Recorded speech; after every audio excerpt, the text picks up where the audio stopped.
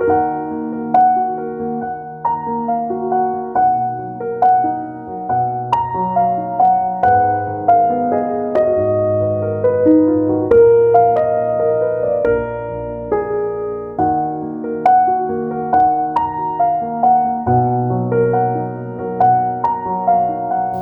രക്ഷിതാവും കർത്താവുമായ യേശു ക്രിസ്തുവിൻ്റെ ധന്യമേറിയ നാമം ഈ സന്ധ്യാസമയം വാഴ്ത്തപ്പെടുമാറാകട്ടെ.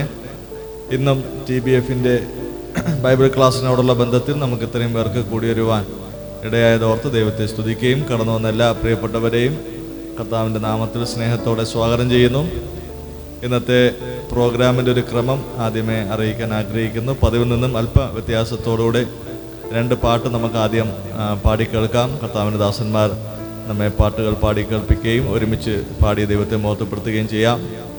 അതിനെ തുടർന്ന് പ്രാർത്ഥനയോടുള്ള ബന്ധത്തിൽ ഒരു വചനത്തിൻ്റെ ആലോചന പ്രിയ കർത്താവിൻ്റെ ദാസൻ സന്തോഷ് മാത്യു അവരും നമുക്ക് നൽകുകയും അതിനുശേഷം 2 ഗ്രൂപ്പായിട്ട് സഹോദരന്മാർക്കും സഹോദരിമാർക്കും 2 ഗ്രൂപ്പായിട്ട് വട്ടത്തിലിരുന്ന് പ്രാർത്ഥനാ വിഷയങ്ങൾ, ഇവിടെ പ്രസ്താവിക്കപ്പെടുന്ന പ്രാർത്ഥനാ വിഷയങ്ങൾ നമുക്ക് പ്രാർത്ഥിക്കുകയും ചെയ്യാം. അങ്ങനെ ഒരു ക്രമത്തിലാണ് ഇന്നത്തെ മീറ്റിംഗ് അറേഞ്ച് ചെയ്തിരിക്കുന്നത്. പലരും പല കാരണങ്ങളാൽ സ്ഥലത്തില്ല എന്നുള്ളത് കൊണ്ടും പ്രാർത്ഥന മീറ്റിംഗ് ആവശ്യമാണ് എന്നുള്ളത് കൊണ്ടും ഇങ്ങനെ ഒരു ക്രമീകരണം ചെയ്തിരിക്കുകയാണ്. ആ നിലയിൽ നമുക്ക് മുമ്പോട്ട് പോകാം. ദൈവം നമ്മെ സഹായിക്കട്ടെ. ഇപ്പോൾ പുല്ലാന്നുള്ള സഭയിലെ ജോയ്സ് വരെ മുമ്പോട്ട് കടന്നു വന്ന് പ്രാർത്ഥിച്ച് ഈ ശുശ്രൂഷ ആരംഭിക്കുകയും അതിനെ തുടർന്ന് 2 ഗാനങ്ങൾ നമുക്ക് പാടിക്കേൾക്കുകയും ചെയ്യാം. ദൈവം നമ്മെ സഹായിക്കട്ടെ. സ്വർഗീയ പിതാവേ, പരിശുദ്ധനായ കർത്താവേ, അടിയങ്ങളങ്ങേ സ്തുതിക്കുന്നു, മഹത്വപ്പെടുത്തുന്നു. അടിയങ്ങൾക്ക് വീണ്ടും കർത്താവ് ഞങ്ങളുടെ സന്നിധിയിൽ ഒരു പ്രാവശ്യം കൂടി വരുവാൻ അടിയങ്ങളെ സഹായിച്ച ഞങ്ങളുടെ വലിയ കൃപയ്ക്കായി സ്തോത്രം. പ്രഭാതത്തിലെ അടിയങ്ങളെ കരുതി അങ്ങേ ആരാധിപ്പാൻ, അങ്ങേ മഹത്വപ്പെടുത്തുവാനൊക്കെ ഇടയാക്കി തീർക്കാനായി സ്തോത്രം. കർത്താവെ, വൈകുന്നേര സമയത്ത് ഞങ്ങളുടെ സന്നിധിയിൽ ഒരുമിച്ച് കൂടി ഞങ്ങളുടെ വചനം പഠിക്കുവാനും ഞങ്ങളുടെ സന്നിധിയിൽ നിന്ന് കർത്താവെ പ്രാർത്ഥിക്കുവാനൊക്കെ അടിയങ്ങളെ സഹായിക്കുന്ന വലിയ കൃപയ്ക്കായി സ്തോത്രം. കർത്താവ്, ഗാനങ്ങൾ പാടുവാൻ ഞങ്ങളുടെ ദാസന്മാരെ സഹായിക്കണം. കർത്താവ്, അല്പമായ കർത്താവ് വചനം സംസാരിപ്പാൻ ഞങ്ങളുടെ ദാസനെ ശക്തിപ്പെടുത്തണം. ആരെയും കടന്നവരാഗ്രഹിക്കുന്നത് ദാസമയം കൂട്ടിവരുത്തണം. സന്തോഷത്തോടെ ഞങ്ങളുടെ സന്നിധിയിലായിരിക്കട്ടെ. ആയിരിക്കുന്ന നിമിഷം ഏറ്റവും അനുഗ്രഹത്തിനും നന്മയ്ക്കും ആത്മീക അഭിവൃദ്ധിക്കും കാരണമായി തീർക്കണം. എല്ലാം നന്മയ്ക്കായി തീർക്കണം. അനുഗ്രഹിക്കപ്പെട്ട കർത്താവ് ഒരു കൂടിയവരായി തുടരുവാൻ കർത്താവ് ഇടയാക്കണമേ. എൻ്റെ എല്ലാ കാര്യങ്ങളും കർത്താവ് ക്രമീകരിച്ച് നൽകി സഹായിക്കണമേ. തുടർന്ന് സഹായത്തിനായ സ്തോത്രം. സകലം യേശുവിൻ്റെ ധന്യമേറിയ നാമത്തിൽ തന്നെ ആമേൻ.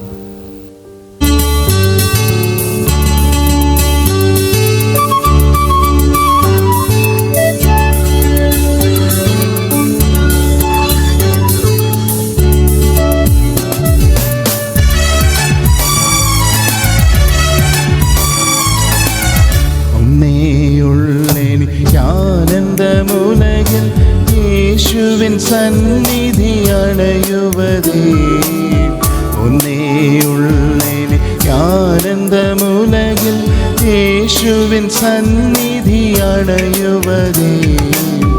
അന്നേരം മമ മാനസഖേദം ഒന്നായകലും വെയിലിൻ ഹിമം പോൽ.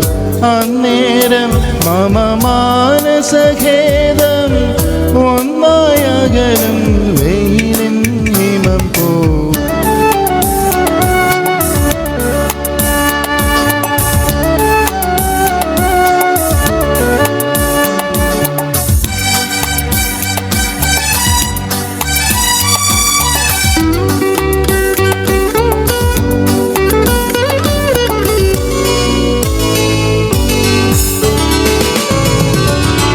മാനം ധനമി മണ്ണിൻ മഹിമകളൊന്നും ശാന്തിയെ നൽകാതാം.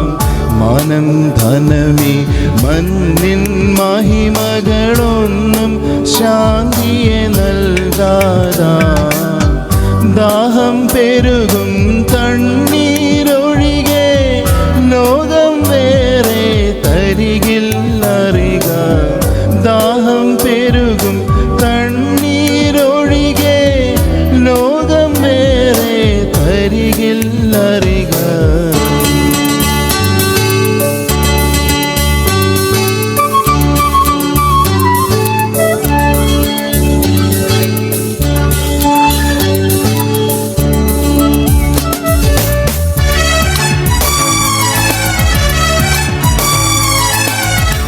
നീർത്തോടുകളിൽ മാനേ പോലൻ മാനസമീശനിൽ സുഖം തേടി.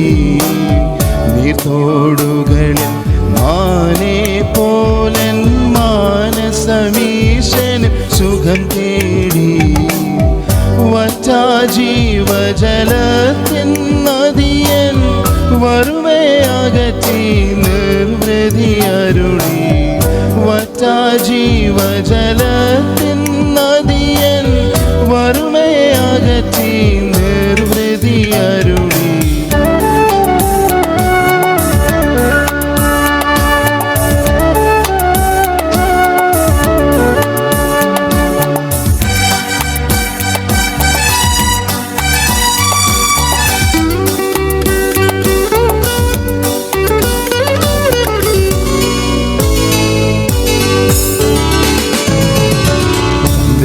വേദിയും കുരികിലും നീവൻ വീടും കൂടും കണ്ടതുപോൽ.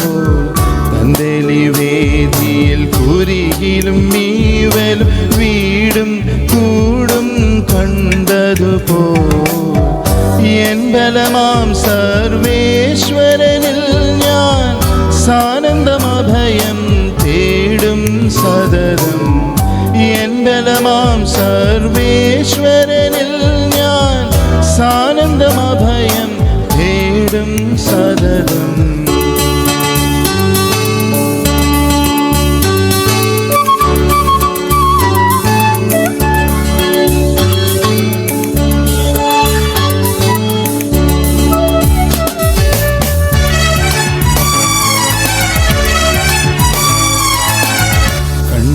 താഴ്വര ഉണ്ടെനിക്കനവധി മണ്ണിൽ ജീവിത പാതയതിൽ.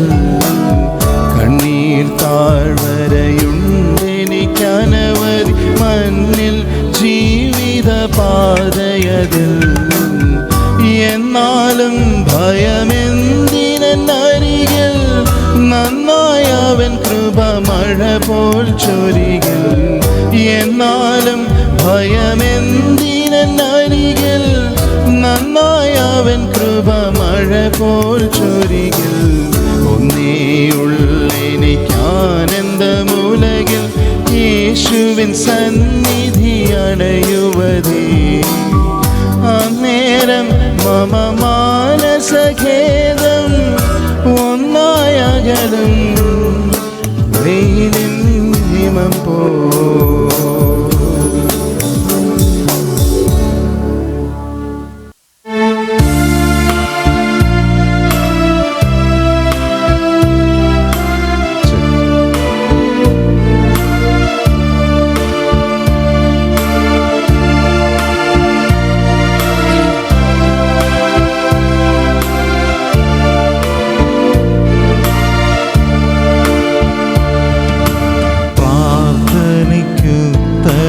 നൽകുന്നോനേ, നിന്റെ സന്നിധിയിൽ ഞാൻ വരുന്നു.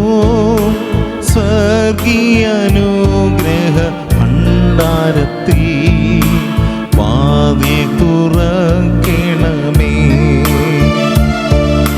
സ്വർഗീയാനുഗ്രഹ ഭണ്ഡാരത്തിൽ വാതിൽ തുറക്കണമേ.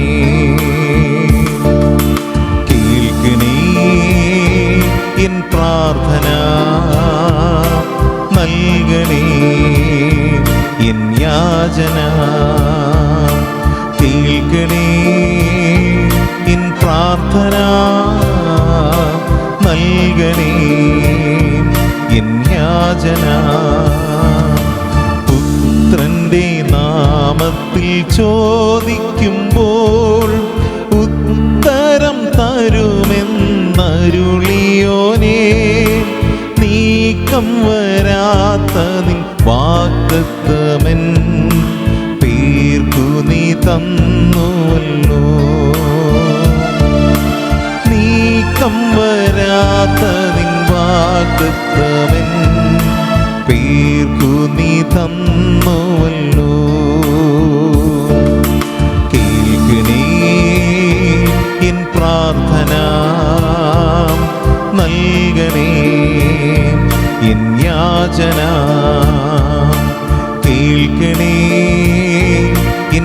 പ്രാർത്ഥന നൽകണേ എൻ യാചന. വചനമെന്നാത്മാവിൻ ദാഹം തീർപ്പാൻ അരുളുക ദാസരിൻ വരമധികം. പകരുക ആത്മാവിൻ തിരുശക്തിയാൽ നിറയുവൻ നിൻ ജനങ്ങൾ. പകരുക ആത്മാവിൻ തിരുശക്തിയാൽ നിറയുവൻ നിൻ ജനങ്ങൾ. കേൾക്കണേ എൻ പ്രാർത്ഥന നൽകണേ എൻ യാചന. കേൾക്കണേ എൻ പ്രാർത്ഥന നൽകണേ എൻ യാചന. പാപവും രോഗവും അകറ്റിടുവാൻ രുധിരത്തിൻ അത്ഭുത ശക്തിന്ന് അറിയുവാൻ ഇവിടെ വിശ്വാസത്തിൻ്റെ ഹൃദയങ്ങൾ തുറക്കണമേ. അറിയുവാൻ ഇവിടെ വിശ്വാസത്തിൻ്റെ ഹൃദയങ്ങൾ തുറക്കണമേ. കേൾക്കണേ എൻ പ്രാർത്ഥന നൽകണേ എൻ യാചന. കേൾക്കണേ എൻ പ്രാർത്ഥന നൽകണേ എൻ യാചന. വളരെ അനുഗ്രഹിക്കപ്പെട്ട 2 ഗാനങ്ങൾ നമുക്ക് പാടി കേൾക്കാനിടയായി. അതോർത്ത് ദൈവത്തെ സ്തുതിക്കാം. നമ്മുടെ പ്രാർത്ഥന കേൾക്കുന്ന ഒരു ദൈവമാണല്ലോ നമ്മുടെ കർത്താവ്. ആ കർത്താവിനോട് നമുക്ക് യാചിക്കാം. തുടർന്ന് അല്പസമയം ദൈവജനത്തിൻ്റെ ആലോചന പ്രിയ കർത്താവിൻ്റെ ദാസൻ സന്തോഷ് മാത്യു അവർ നമുക്ക് നൽകുന്നതായിരിക്കും. അതിനെ തുടർന്ന് ചില പ്രാർത്ഥനാ വിഷയങ്ങൾ അനൗൺസ് ചെയ്യുകയും നേരത്തെ പറഞ്ഞ ക്രമത്തിൽ 2 ഗ്രൂപ്പായിട്ട് തിരിഞ്ഞ് നമുക്ക് പ്രാർത്ഥിക്കാവുന്നതാണ്. ദൈവം നമ്മെ സഹായിക്കട്ടെ. വചന ശുശ്രൂഷയ്ക്കായിട്ട് ദൈവദാസനെ ക്ഷണിച്ചോളൂ. Praise Lord. ദൈവസന്നിധിയിൽ നാം പ്രാർത്ഥനയ്ക്കായിട്ടിരിക്കുമ്പോൾ അനുഗ്രഹീതമായ ആശയം ഉൾക്കൊള്ളുന്ന ഗാനങ്ങളും ആലോചനയും നമ്മെ ശക്തിപ്പെടുത്തുന്നതാണ്. ഞാനതിനായിട്ട് ദൈവത്തെ സ്തുതിക്കുന്നു. ഇന്ന് രാത്രിയിലും ദൈവസന്നിധിയിൽ നാം ആയിരിക്കുമ്പോൾ വളരെ പ്രാർത്ഥനയോട് തന്നെ ദൈവസന്നിധിയിലായിരിക്കാം. കാരണം നാം പ്രാർത്ഥനയ്ക്കായിട്ടാണ് ആയിരിക്കുന്നത്. നമ്മുടെ പ്രാർത്ഥന ദൈവം കേൾക്കുന്നുണ്ട്, കാണുന്നുണ്ട്, അതിന് മറുപടി തരും.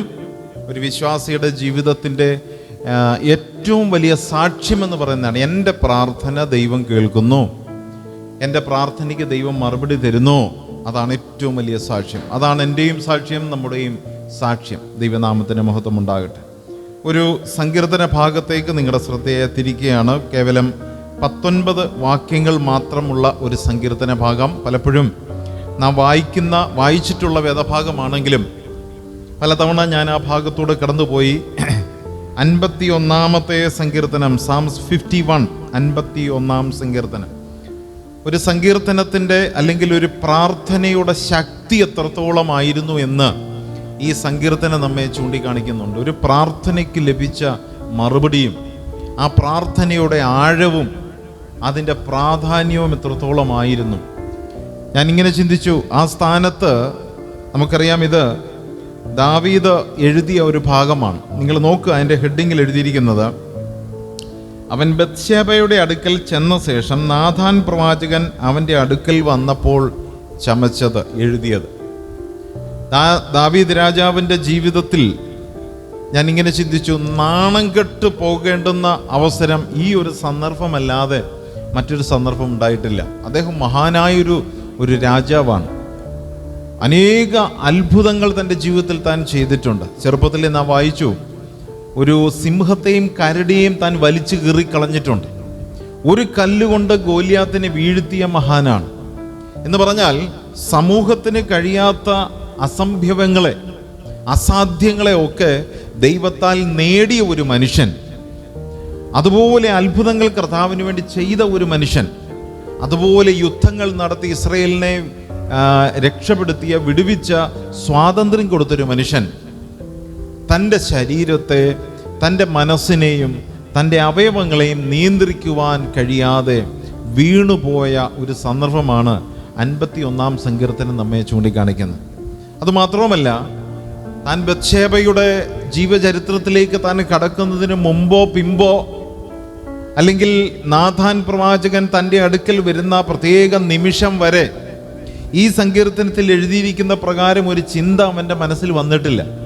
എന്നാൽ നാഥാൻ പ്രവാചകൻ കർത്താവിൻ്റെ ദാസൻ്റെ ദാവീദിൻ്റെ ജീവിതത്തിൽ വന്ന് ഒരു ഉദാഹരണത്തിലൂടെ ഒരു വിഷയം അവതരിപ്പിച്ച്, ഒരു പാവപ്പെട്ട സ്ത്രീയും തൻ്റെ ആട്ടുകുട്ടിയുടെ കഥ പറഞ്ഞ് ദാവീദ് രാജാവിനത് കേട്ടിട്ട് വളരെ കോപിഷ്ഠനായി ചാടി എഴുന്നേറ്റ് പറയാണ്, ആ തെറ്റ് ചെയ്തവൻ, ആ സ്ത്രീയുടെ ആട്ടിൻകുട്ടിയെ പിടിച്ചുകൊണ്ട് പോയവൻ 2 മടങ്ങ് അവന് പകരം കൊടുക്കണം എന്ന് ഒരു ശിക്ഷാവിധിയും പുറപ്പെടുവിച്ചു കഴിഞ്ഞപ്പോൾ നാഥാൻ പ്രവാചകൻ ദാവീദിനോട് പറഞ്ഞ ഒരു വാക്ക് നമുക്കറിയാം. ആ മനുഷ്യൻ നീ തന്നെയാണ്. You are the culprit, you are the person. നീയാണ് ആ മനുഷ്യൻ. ഞാൻ ഇതുവരെ സംസാരിച്ചുകൊണ്ടിരുന്നത് നിന്നെക്കുറിച്ചാണ്. ഞാനൊരു ആട്ടിൻകുട്ടിയെക്കുറിച്ചോ ഒരു സ്ത്രീയെക്കുറിച്ചോ അല്ല, നിന്നെക്കുറിച്ചാണ് സംസാരിച്ചുകൊണ്ടിരുന്നത്. ദൈവത്തിന് സ്തോത്രം. 51-ാം സങ്കീർത്തനം ആത്മാവിൽ വായിക്കുന്ന ഏതൊരു ദൈവ പൈതലിനോടും നാഥാൻ പ്രവാചകൻ സംസാരിച്ചുകൊണ്ടേയിരിക്കും. നാഥാൻ പ്രവാചകന്റെ ആ വാക്ക് 51-ാം സങ്കീർത്തനങ്ങളിലൂടെ ഓരോ ദൈവ പൈതലിൻ്റെ കർണപുടങ്ങളിലേക്ക് ഇറങ്ങിച്ചെല്ലുന്നുണ്ട്. കാരണം ആ അനുഭവം ഒരുപക്ഷെ ഈ കാലഘട്ടത്തിൽ നമ്മുടെയൊക്കെ ജീവചരിത്രത്തിലൂടെ കടന്നു പോകുന്ന അനുഭവങ്ങളായിരിക്കുന്നത് കൊണ്ട് തന്നെ നാഥാൻ പ്രവാചകൻ മരിച്ചുപോയെങ്കിൽ പോലും ആ ശബ്ദം ഇന്ന് ഈ വൈകുന്നേര സമയവും നമ്മുടെ കർണപുടങ്ങളിലേക്ക് കടന്നു വരികയാണ്. You are that person. നീയാണ് ആ മനുഷ്യൻ. നീയാണ് ആ മനുഷ്യൻ. ഇസ്രയേലിനെ, ദൈവത്തെ ദുഃഖിപ്പിച്ച, വേദനിപ്പിച്ച, ചതിച്ച് വഞ്ചിച്ച മനുഷ്യൻ നീ തന്നെയാണ്. ദൈവം നിനക്ക് സകല നന്മകളും തന്നു, സകല ഉയർച്ചയും തന്നിട്ടും ദൈവത്തെ മറന്ന് ചെയ്യാൻ പാടില്ലാത്ത തെറ്റിലേക്ക് ഇറങ്ങിപ്പൊട്ടപ്പെട്ട ആ മനുഷ്യൻ നീ തന്നെയാണ്. ഞാനിത് പറയുമ്പോൾ അല്പം പുറകോട്ട് വീണ്ടും കടന്നുപോയി. ശൗൽ രാജാവിന് ദുരാത്മാവ് ബാധിച്ചതും തൻ്റെ മരണവും കൊട്ടാരത്തിലായിരിക്കുമ്പോൾ ദുരാത്മാവ് ബാധിച്ച് താൻ കാട്ടിക്കൂട്ടുന്ന ആ കോപ്രായങ്ങളൊക്കെ ദാവീദ് കണ്ടുകൊണ്ടിരുന്ന വ്യക്തിയാണ്. അപ്പോൾ ആ രാജാവിൻ്റെ മുമ്പിലിരുന്ന് തൻ്റെ ഹാർപ്പ്, തൻ്റെ ആ വീണ വായിച്ച് അദ്ദേഹത്തിന് ഒരു ആശ്വാസം കൊടുത്ത മനുഷ്യൻ ദാവീദാണ്. തൻ്റെ ഗാനങ്ങളും തൻ്റെ ശ്രുതി മധുരമായ ആ ഹാർപ്പ് വായനയും രാജാവിനെ ആ ദുരാത്മാവിൻ്റെ ആക്രമണത്തിൽ നിന്ന് പലപ്പോഴും രക്ഷപ്പെടുത്തിയിട്ടുണ്ട്. എങ്കിൽ പോലും ദാവീദിൻ്റെ ജീവിതത്തിലേക്ക് വരുമ്പോൾ ആ ഒരു സമയം, താൻ മട്ടുപ്പാവിൽ നടക്കുമ്പോൾ ബത്ശേബയെ കണ്ട സമയം, തൻ്റെ ജീവിതത്തിലേക്ക് ആ പഴയ ദുരാത്മാവ് കടന്നു വരുന്നു, പിശാചിൻ്റെ ആത്മാവ് കടന്നു വരുന്നു. തൻ്റെ ഉള്ളിൽ തോന്നിയ ചില ആലോചനകൾ, ചില ചിന്തകൾ, ചില താല്പര്യങ്ങൾ നമുക്കിവിടെ ചിന്തിക്കാനായിട്ട് കഴിയും. എന്തൊക്കെയാണ് ചിന്തിച്ചത്? അത് നല്ല സുന്ദരിയായൊരു സ്ത്രീയാണ്, എനിക്ക് അവളെ ഭാര്യയാക്കണം. അന്വേഷിച്ചപ്പോൾ അവളുടെ ഭർത്താവ് എൻ്റെ പട്ടാളത്തിലുണ്ട്. അടുത്ത ചിന്ത അവൻ്റെ മനസ്സിൽ വന്നു, അവനെ എങ്ങനെയെങ്കിലും ഇല്ലാതെയാക്കണം. ഉടനെ ആളുകളെ വിളിച്ച്, പ്രധാന ചുമതലപ്പെട്ടവനെ വിളിച്ചിട്ട് പറയാണ്, ഇവനെ നിങ്ങൾ മുൻപന്തിയിലേക്ക്, പട വരുമ്പോൾ മുൻപന്തിയിൽ ഇറക്കി വിടണം. അവൻ മരിക്കട്ടെ, അവനെ കൊല്ലാൻ അനുവദിക്കുക, അല്ലെങ്കിൽ നിങ്ങൾ അവനെ മരിക്കാൻ വിട്ടുകൊടുക്കുക. അതിനുശേഷം ആ ഭാര്യയെ കൊട്ടാരത്തിൽ വിളിപ്പിക്കുന്നു. നിനക്ക് ഞാനുണ്ട്, ഞാൻ വേണ്ട സഹായങ്ങൾ ചെയ്യാം. നിന്റെ ഭർത്താവ് എനിക്ക് വേണ്ടിയാണ് പ്രവർത്തിച്ചത്. വളരെ വേദനയോടെ കാര്യങ്ങൾ അവതരിപ്പിച്ചുവെങ്കിലും ഒടുവിൽ നാം വായിക്കുന്നത് ബത്ശേബയെ തൻ്റെ ഭാര്യയായിട്ട് സ്വീകരിക്കുകയാണ്. നാഥാൻ പ്രവാചകൻ പറഞ്ഞു, 2 മടങ്ങ് നീ പകരം കൊടുക്കേണ്ടി വരും. ആ സ്ത്രീക്ക് ഒരു ആട്ടിൻകുട്ടിയാണ് നഷ്ടപ്പെട്ടതെങ്കിൽ, ആ സ്ത്രീക്ക് ഒരു പുരുഷൻ തൻ്റെ ഭർത്താവാണ് നഷ്ടപ്പെട്ടതെങ്കിൽ, 2 ദൈവം നിന്നിൽ നിന്ന് ചോദിക്കാനായിട്ട് പോകുകയാണ്. നമുക്കറിയാം, ബത്ശേബ ഗർഭിണിയായപ്പോൾ ദാവീദിന് മനസ്സിലായി ദൈവം ന്യായം വിധിക്കും, ശിക്ഷ വിധിക്കുന്ന ദൈവമാണ്. ദാവീദിൻ്റെ ഒരു വലിയ, ഞാൻ അതിനിങ്ങനെ പറയും, ഒരു ആവശ്യമില്ലാത്ത ഒരു കള്ള പ്രാർത്ഥിക്കാൻ ഒരു തരത്തിലും അവകാശമില്ല. കാരണം കർത്താവെ ക്ഷമിക്കണമേ എന്ന് അവകാശപ്പെടാൻ കഴിയാത്തൊരു പ്രാർത്ഥന ദാവീദ് അവിടെ പ്രാർത്ഥിക്കുന്നു. പക്ഷെ ആ പ്രാർത്ഥനയ്ക്ക് മറുപടി ഉണ്ടായില്ല. ആ കുഞ്ഞ് ജനിച്ച് അല്പസമയം കഴിഞ്ഞപ്പോൾ ആ കുട്ടി മരിച്ചുപോയി. വീണ്ടും ഒരു കുഞ്ഞ് ജനിച്ചു. നമുക്കറിയാം, അബ്ശാലോം വളരെ സുന്ദരമാനായ ഒരു മകൻ. എന്നാൽ കാലത്തിൻ്റെ മുമ്പോട്ടുള്ള യാത്രയിൽ അവൻ്റെ സൗന്ദര്യത്തിനോ കഴിവിനോ പ്രാപ്തിക്കോ അവനെയും രക്ഷിക്കാൻ കഴിയാതെ അവനും കൊല്ലപ്പെടുകയാണ് ഉണ്ടായത്. മൃഗീയമായി അവനും കൊല്ലപ്പെട്ടു. 2 മടങ്ങ് ദൈവം പകരം അവനിൽ നിന്നും വാങ്ങി. ആ ദാവീദ് ആ നാഥാൻ പ്രവാചകന്റെ ശബ്ദം കേട്ടപ്പോൾ എഴുതിയ ഒരു സങ്കീർത്തനം. ഞാനതാണ് ചിന്തിച്ചത്. ഈ 51 സങ്കീർത്തനത്തിലേക്ക് വരുമ്പോൾ നിങ്ങൾ ആ ഭാഗം വായിച്ചു നോക്കുക. 19 വാക്യങ്ങൾ വായിക്കുമ്പോൾ 1 മുതൽ 5 വരെയുള്ള വാക്യങ്ങൾ നിങ്ങൾ വായിക്കുമ്പോൾ അതൊരു മാനസാന്തരത്തിൻ്റെ പ്രാർത്ഥന. It's a prayer of repentance.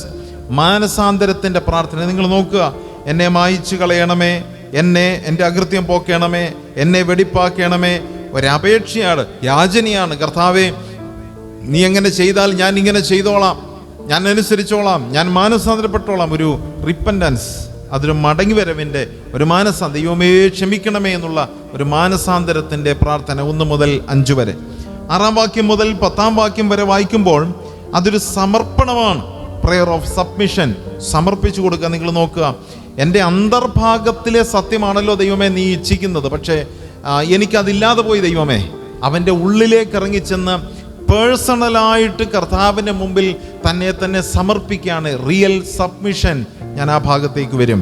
11 മുതൽ 14 വരെ നിങ്ങൾ വായിക്കുമ്പോൾ അവിടെ ഒരു തിരിച്ചറിവ് ദാവീദിനുണ്ടാകുകയാണ്. 11 വാക്യം മുതൽ നിന്റെ സന്നിധിയിൽ നിന്ന് എന്നെ തള്ളിക്കളയരുത്. അവൻ്റെ ഒരു ഉത്ബോധമുണ്ടായി.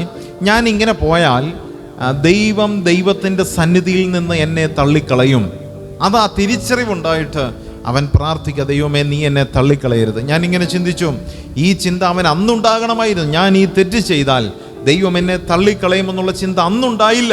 എന്നാൽ ഇപ്പോൾ ആ നാഥാൻ പ്രവാചകന്റെ വാക്കിന് മുമ്പിൽ ആ തോന്നലുണ്ടായി, ദൈവം എന്നെ തള്ളിക്കളയും.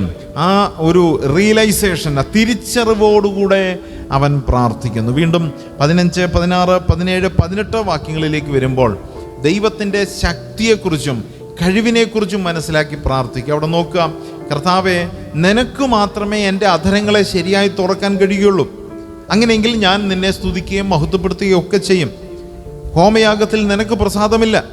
ദൈവത്തിൻ്റെ അങ്ങയുടെ ഹനനയാഗങ്ങൾ എന്ന് പറയുന്നത് തകർന്നിരിക്കുന്നൊരു മനസ്സാണ്. തകർന്നും നുറുങ്ങിയിരിക്കുന്ന ഹൃദയത്തെ ദൈവമേ അങ്ങ് നിരസിരിക്കല്ല. ദൈവത്തിൻ്റെ പവർ, ആ ശക്തിയെ തിരിച്ചറിഞ്ഞിട്ട് ആ പ്രാർത്ഥനയിൽ ആ വാചകങ്ങളോട് വരിക. കർത്താവേ, നീ ഇങ്ങനെയാണല്ലോ, നീ അങ്ങനെയാണല്ലോ. പക്ഷേ അതിപ്പോഴാണോ അവൻ ചിന്തിക്കുന്നത്? മുമ്പ് ചിന്തിക്കേണ്ട കാര്യം. ഇനി ഒടുവിൽ 19 വാക്യം നിങ്ങൾ വായിച്ചു നോക്കുക. അവിടെ എഴുതിയിരിക്കുന്നത് ഒരു ഡിസിഷൻ, ദൈവസന്നിധിയിൽ ഒരു വ്യക്തമായൊരു തീരുമാനം പറയാണ്. അപ്പോൾ നിന്റെ യാഗപീഠത്തിന്മേൽ ഞാൻ കാളകളെ അർപ്പിക്കും. കർത്താവേ, കാര്യം ഇങ്ങനെയൊക്കെ ആണെങ്കിലും ഞാൻ മടങ്ങി വരും, ദേവാലയത്തിൽ വരും, ഞാൻ യാഗമർപ്പിക്കും, ഞാൻ അനേക സൗരഭ്യാസന യാഗങ്ങൾ ഞാൻ ചെയ്യും, പഴയ സ്ഥിതിയിലേക്ക് മടങ്ങി വരും. ഒരു ഒരു ഒരു ഒരു യഥാർത്ഥമായ ഒരു സമർപ്പണം, ഒരു തീരുമാനം. ഇതാണ് ഈ 51 സങ്കീർത്തനം എന്ന് പറയാൻ. അങ്ങനെ വ്യത്യസ്തങ്ങളായ 5 ഹെഡിങ്ങുകൾ. ആ 5 ഹെഡിങ്ങുകളിലും 5 ചരിത്രം നമുക്ക് ഉൾക്കൊള്ളാനായിട്ട് കഴിയും. എങ്കിലും നമുക്കവിടെ കടന്നു പോകാം. 2 ശമൂവേൽ 11, 12 അധ്യായങ്ങളാണ് ഈ ദാവീദിൻ്റെ ജീവിതത്തിൽ സംഭവിച്ച ഒരു ചരിത്രത്തെക്കുറിച്ച് എഴുതിയിരിക്കുന്നത്. നിങ്ങൾ ആ 2 ശമൂവേൽ 11, 12 അധ്യായങ്ങൾ വായിക്കുമ്പോൾ നമുക്കതിനിങ്ങനെ പറയാം, the dark history of David. ദാവീദിൻ്റെ ഒരു കറുത്ത ചരിത്ര ദിവസം, അല്ലെങ്കിൽ ഒരു കറുത്ത ചരിത്രം. ഒരിക്കലും ദാവീദ് തിരിച്ച് ആഗ്രഹിക്കുവാൻ അല്ലെങ്കിൽ ഓർക്കുവാൻ ആഗ്രഹിക്കാത്ത ഒരു ദിവസം, അല്ലെങ്കിൽ ചില ദിവസങ്ങൾ, ചില പ്രവൃത്തികൾ. അതാണ് ഇവിടെ എഴുതിയിരിക്കുന്നത്. വീണ്ടും നാം നോക്കുമ്പോൾ ആ ഒരു 11, 12 അധ്യായങ്ങളിൽ എഴുതിയിരിക്കുന്ന ചരിത്രത്തെ നമുക്ക് പറയാം. ദാവീദ് എന്ന ശ്രേഷ്ഠനായ ഒരു ദൈവദാസൻ വലിയൊരു പാപത്തിലേക്ക് കൂപ്പുകുത്തി വീണുപോയ ഒരു ദിവസം. വീഴാൻ പാടില്ലായിരുന്നു, പക്ഷേ അതുപോലെ വീണുപോയ ഒരു ദിവസം. വീണ്ടും തീർന്നില്ല. അത് അദ്ദേഹത്തിൻ്റെ ജീവിതത്തിലെ ഒരു വലിയ തകർച്ചയുടെ ദിവസമായിരുന്നു. ഇതാണ് 2 ശമൂവേൽ 11, 12 അധ്യായങ്ങളിലേക്ക് കടന്നു വരുമ്പോൾ മനസ്സിലാകുന്നത്. ഈ വേദഭാഗം നോക്കുക. നാഥാൻ പ്രവാചകൻ അവൻ്റെ അടുക്കൽ വരുമ്പോൾ, ദാവീദിനെ കുറിച്ച് നമുക്കറിയാം, അദ്ദേഹം ഒരു നല്ല ഗായകനാണ്, നല്ല സംഗീത രചയിതാവാണ്. പക്ഷേ ഒന്നും ചെയ്യാൻ പറ്റുന്നില്ല, പാടാൻ പറ്റുന്നില്ല, ഗാനങ്ങൾ എഴുതാൻ പറ്റുന്നില്ല, അല്ലെങ്കിൽ സങ്കീർത്തനം എഴുതാൻ പറ്റുന്നില്ല, സ്തുതിക്കാൻ പറ്റുന്നില്ല, ആരാധിക്കാൻ പറ്റുന്നില്ല. തകർന്ന് തരിപ്പണമായിരിക്കുന്ന ദാവീദ്. നമ്മൾ വായിക്കുന്നു, രട്ടുടുത്ത് പൊടിയിൽ കിടക്കുന്നു രാജാവായ ദാവീദ്. ഒരു ചാക്കുശീല ഉടുത്ത് മണ്ണിൽ കമന്ന് കിടന്ന് കരയാണ്. അതിൻ്റെ മറുവശം ഞാൻ ഇങ്ങനെ പറയാം, മണ്ണ് തിന്നുകയാണ്. രാജാവ് മണ്ണ് തിന്നുന്നു. എന്താ രാജാവേ നീ ഇങ്ങനെ ചെയ്തത്? അയ്യോ ഞാനൊരു വലിയ പാപം ചെയ്തു പോയി, വലിയൊരു തെറ്റ് ചെയ്തു പോയി. ഒരു ദാവീദ്, ഒരു ഗായകന്, ഒരു ഗാനരചയിതാവിന് പാടാൻ കഴിയാത്ത നിലയിൽ, എൻ്റെ മറുവശം പറഞ്ഞാൽ തൻ്റെ പാട്ടും പാടാനുള്ള കഴിവും എഴുതാനുള്ള കഴിവും എങ്ങോ അങ്ങ് അപ്രത്യക്ഷമായതുപോലെ. പലപ്പോഴും നമ്മൾ പറയുമല്ലോ, നിന്ന നിൽപ്പിൽ അങ്ങ് ഉരുകിപ്പോയതുപോലൊരു തോന്നല് ദാവീദിൻ്റെ മുമ്പിലുണ്ട്. ആ കുട്ടിക്ക് വേണ്ടി അവൻ പ്രാർത്ഥിച്ചു, പക്ഷേ ദൈവം മറുപടി കൊടുത്തില്ല. ദൈവസന്നിധിയിലേക്ക് ആ കുട്ടിയെ ദൈവം ചേർത്തു. അതിനുശേഷം ദാവീദ് എഴുന്നേറ്റ് നല്ലൊരു അഭിപ്രായം പറഞ്ഞു, എൻ്റെ കുഞ്ഞങ്ങ് സ്വർഗത്തിൽ പോയി, ഞാൻ അവിടെ ചെന്നവനെ കാണും. പക്ഷേ ദാവീദിന്റെ ജീവിതത്തിൽ വീണ്ടും ഒരു കടം കൂടെ ബാക്കി കിടന്നു. തൻ്റെ ഒരു മകനെ കൂടെ ദൈവം സ്വീകരിച്ചു. ഞാനിവിടെ പ്രാർത്ഥനയെക്കുറിച്ച് മാത്രമാണ് ചിന്തിച്ചുകൊണ്ടിരുന്നത്. വിശുദ്ധ വേദപുസ്തകത്തിൽ ഞാൻ ഒട്ടും ഇഷ്ടപ്പെടാതിരിക്കുന്ന ഒരു പ്രാർത്ഥനയാണ് ഈ ദാവീദിന്റെ പ്രാർത്ഥന. കാരണം ഒരിക്കലും ദാവീദ് അവിടെ അറിയാതൊരു തെറ്റ് ചെയ്തതല്ല. നമുക്കൊരിക്കലും പറയാൻ കഴിയില്ല അറിയാണ്ടൊരു തെറ്റ് അവിടെ സംഭവിച്ചു, അല്ല. അദ്ദേഹത്തിന് നല്ല ബുദ്ധിയും ബോധവും വിവേകവും ഉണ്ടായിരുന്നു. താൻ മട്ടുപ്പാവിലൂടെ നടക്കുമ്പോൾ കണ്ടു. പക്ഷെ അതിന് ശേഷം തൻ്റെ ഹൃദയത്തിലേക്ക് വന്നതെല്ലാം മനഃപൂർവമായി താൻ രൂപപ്പെടുത്തിയ ചില ചരിത്രങ്ങളാണ്, മനഃപൂർവമായി തീരുമാനിച്ച ചില തീരുമാനങ്ങളാണ്. പ്രിയപ്പെട്ടവരെ, ഞാൻ ഇതുവരെയും ആ ചരിത്രത്തിലൂടെ കടന്നുപോയെങ്കിൽ നമ്മുടെ ജീവിതത്തിലേക്ക് ഇറങ്ങി ചെല്ലുമ്പോൾ ഞാനിങ്ങനെ പറയട്ടെ, അനേക പോരായ്മകൾ പലപ്പോഴും നമ്മളതിന് രോമന പേരിട്ട് പറയും, സോറി, മിസ്റ്റേക്കൺ, അൺനോയിങ്ലി ഹാപ്പൻ, അറിയാണ്ട് സംഭവിച്ചു പോയി. ഞാൻ ഒരിക്കലും അത് അംഗീകരിക്കില്ല. കാരണം നാം ചെയ്യുന്ന ഒരു പാപം അത് പാപമാണെന്ന് വ്യക്തമായിട്ട് നമുക്കറിയാം. അത് ചെയ്യരുത് എന്ന് നമുക്കറിയാം. ചെയ്താൽ ദൈവം ശിക്ഷിക്കുമെന്നറിയാം. അറിഞ്ഞിട്ടും ഞാനതിൻ്റെ ആ സുഖങ്ങളും സന്തോഷവും അതെനിക്ക് ലഭിച്ചാൽ, ഞാനത് ചെയ്താൽ ഇന്ന പ്രയോജനമുണ്ടാകുമെന്നുള്ള തിരിച്ചറിവോടുകൂടെ ശരീരത്തെ അതിനായിട്ട് ഒരുക്കി, കരങ്ങളെയും കാലുകളെയും ഒരുക്കി, സാഹചര്യങ്ങളെ രൂപപ്പെടുത്തി, ചുറ്റുപാടുകളെ ഒരുക്കി, ആരും കാണാതെ ഒരു ഏകാന്തത രൂപപ്പെടുത്തി ഞാൻ ആ പാപം ചെയ്യുമ്പോൾ ദൈവം പറയില്ല നീ അറിയാണ്ടാണ് ചെയ്തതെന്ന് പറയില്ല. ശലോമോൻ എഴുതിയിരിക്കുന്നു, ദൂതന്മാരുടെ സന്നിധിയിൽ നിൽക്കുമ്പോൾ നീ അറിയാതെ ചെയ്തു എന്ന് നീ പറയരുത്. കാരണം നിനക്ക് ചുറ്റും ദൈവത്തിൻ്റെ ദൂതന്മാരുണ്ട്, നമുക്ക് ചുറ്റും ദൈവത്തിൻ്റെ ദൂതന്മാരുണ്ട്, എനിക്ക് ചുറ്റും ദൈവത്തിൻ്റെ ദൂതന്മാരുണ്ട്. ഞാൻ ചെയ്യുന്ന ഓരോ രഹസ്യവും പരസ്യവുമായ പ്രവൃത്തികളെയും ആ ദൂതന്മാർ കാണുന്നുണ്ട്, വാച്ച് ചെയ്യുന്നുണ്ട്, റെക്കോർഡ് ചെയ്യുന്നുണ്ട്. ഒരിക്കൽ ദൈവസന്നിധിയിൽ അത് വെളിപ്പെടുത്തുമ്പോൾ ഞാനും നിങ്ങളും അറിയും, അയ്യോ ഞാൻ അന്ന് രഹസ്യത്തിൽ ചെയ്തത്. ഇവിടെയും വായിക്കുന്നുണ്ട് ആ 6-ാമത്തെ വാക്യത്തിൽ, അന്തർഭാഗത്തിലെ സത്യമല്ലോ നീ ഇച്ഛിക്കുന്നത്, പുറമേയുള്ള സത്യമല്ല. പുറമേ കർത്താവെ ഞാൻ സത്യമായി ജീവിച്ചു, പക്ഷേ നീ ആഗ്രഹിക്കുന്നത് പുറമേയുള്ള സത്യമല്ല, എൻ്റെ അകം സത്യമായിരിക്കണമെന്നായിരുന്നു. പക്ഷേ സോറി, എനിക്കതിന് കഴിഞ്ഞില്ല. എൻ്റെ അകം പരിശുദ്ധമാക്കപ്പെട്ടില്ല, എൻ്റെ അകം പാപത്തിലേക്ക് വീണുപോയി. എൻ്റെ പുറമായിരുന്നു പരിശുദ്ധമായിരുന്നത്, പുറമായിരുന്നു സത്യമായിട്ട് നിന്നത്. ദൈവം ഹൃദയത്തിൻ്റെ ഉള്ളിലേക്ക് നമ്മെ നോക്കുമ്പോൾ നമുക്ക് പ്രാർത്ഥിക്കാൻ കഴിയുന്ന ഒരു പ്രാർത്ഥന അവിടെ 7-ാം വാക്യത്തിൽ എഴുതിയിരിക്കും. നിങ്ങൾ വായിക്കുക, ഞാൻ നിർമ്മലനാകേണ്ടതിന്, ഒരു മാലിന്യവും എന്നിൽ ഉണ്ടാകാതിരിക്കേണ്ടതിന്, ഒരു മാലിന്യവും ഉണ്ടാകാതിരിക്കേണ്ടതിന് ഈ സോപ്പ് കൊണ്ട് എന്നെ ശുദ്ധീകരിക്കണമേ. ഒരു പക്ഷേ മൃഗങ്ങളെ നല്ല കഠിനമായ ചെളി കഴുകിക്കളയുന്ന നല്ല കഠിനമായ ഒരു വസ്തു ഈ സോപ്പ്, ചകിരി പോലിരിക്കുന്ന ഒരു സാധനം, കർത്താവ് നീ അതുകൊണ്ട് തന്നെ അങ്ങോട്ട് കഴുകി തേച്ച് ഒരച്ച് കഴുകിയൊന്ന് കളഞ്ഞാട്ടെ. ഒരിക്കലും ഒരു ചകിരി കൊണ്ട് കഴുകി എന്നല്ല അവിടുത്തെ അർത്ഥമാക്കുന്നത്. അത്രമാത്രം ആഴമായി നീ എന്നെ ഒന്ന് ശുദ്ധീകരിച്ചതാ കർത്താവേ. എൻ്റെ ഹൃദയത്തിൻ്റെ ഉള്ളിലേക്ക് നീ ഇറങ്ങിച്ചെന്ന് ഒന്ന് ശുദ്ധീകരിച്ചതാ കർത്താവേ. അവിടെ എല്ലാം ഇപ്പോൾ പാപം നിറഞ്ഞിരിക്കുന്ന. അടുത്തത്, ഞാൻ ഹിമത്തേക്കാൾ വെളുക്കേണ്ടതിന് എന്നെ കഴുകണമേ. ദാവീദിന് പറയാം, ഇവിടെ നല്ല വെള്ളമുണ്ട്, രാജാവിൻ്റെ കൊട്ടാരത്തിൽ ശുദ്ധവെള്ളമുണ്ട്, എനിക്കങ്ങ് കഴുകിക്കോളാം, ഞാനങ്ങ് ചെയ്തോളാം. അല്ല, ദാവീദിന് മനസ്സിലായി, ഞാൻ എത്ര എന്നെ തന്നെ കഴുകിയാലും, നാം എത്ര നമ്മെ തന്നെ കഴുകിയാലും ഞാനും നിങ്ങളും കഴുകപ്പെടില്ല, ശുദ്ധീകരിക്കപ്പെടില്ല എന്ന് ദാവീദിന് മനസ്സിലാക്കിയിട്ട് ദാവീദ് ദൈവത്തോട് പറയാ, കർത്താവേ നീ എന്നെ കഴുകണം. ഇന്ന് ഈ ദാവീദിന്റെ മുമ്പിൽ നാഥാൻ പ്രവാചകന്റെ യു ആർ ദറ്റ് മാൻ, നീയാണ് മനുഷ്യൻ എന്ന വാക്കിന് മുമ്പിൽ, അതെ ഞാനാണ് ഒരു തെറ്റുകാരൻ. ആ വാക്കിന് മുമ്പിൽ ഞാനും നിങ്ങളും കർത്താവിനോട് പറയണം, കർത്താവേ എന്നെ കഴുകുവാൻ നിനക്ക് മാത്രമേ കഴിയുകയുള്ളൂ, എന്നെ പൂർണ്ണമായിട്ട് കഴുകി വെടിപ്പാക്കാൻ. സ്തോത്രം. 2000 വർഷങ്ങൾക്ക് മുമ്പ് എന്നെ സമ്പൂർണ്ണമായി കഴുകുവാൻ സ്വർഗത്തെക്കാൾ ഉന്നതനായിരുന്നവൻ, സ്വർഗത്തെക്കാൾ അതിസുന്ദരനായിരുന്നവൻ താണഭൂമിയിലേക്ക് കടന്നു വന്ന് ഒരു വെള്ളം കൊണ്ട് അല്ല, എണ്ണ കൊണ്ട് അല്ല, തൻ്റെ ചങ്കിലെ ചോര കൊടുത്ത് എന്നെ കഴുകി വെടിപ്പാക്കി ഹിമത്തേക്കാൾ വെളുപ്പിച്ച, സ്തോത്രം, വെളുപ്പിനേക്കാൾ വെളുപ്പിച്ച ഒരു മഹാനുണ്ടായിരുന്നു എൻ്റെ കർത്താവായ യേശു ക്രിസ്തു. തൻ്റെ രക്തത്താൽ എന്നെ കഴുകി വെടിപ്പാക്കിയിട്ട് പറഞ്ഞു, ഇന്നു മുതൽ നീ പരിശുദ്ധനാണ്, നീ വിശുദ്ധനാണ്, പോക, ഇനി നീ പാപം ചെയ്യരുത്. എന്നാൽ ലേഖനത്തിൽ യോഹന്നാൻ എഴുതിയിട്ടുണ്ട്, കുഞ്ഞുങ്ങളെ, നിങ്ങൾ പാപം ചെയ്യാതിരിപ്പാൻ ഇത് എഴുതിയിരിക്കുന്നു.